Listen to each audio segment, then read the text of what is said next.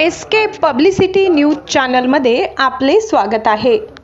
अशाच ताज्या आणि महत्त्वाच्या घडामोडी जाणून घेण्यासाठी आमच्या एसके पब्लिसिटी न्यूज चॅनलला लाईक करा, शेअर करा आणि सबस्क्राइब करा।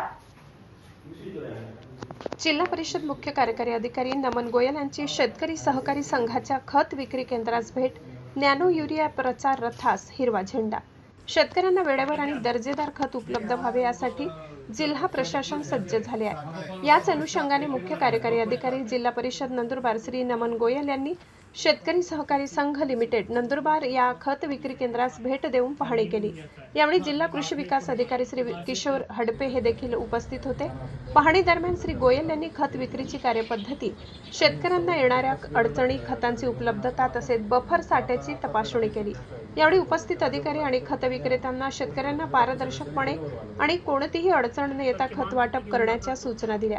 या भेटीदरम्यान श्री नमन गोयल यांच्या हस्ते इफको खत कंपनीच्या नॅनो युरिया व नॅनो डीएपी प्रचार रथाचे उद्घाटन करण्यात आले। प्रचार रथाला हिरवा झेंडा दाखवून त्यांनी जिल्ह्यातील गावागावात प्रचार करण्याच्या सूचना दिल्या।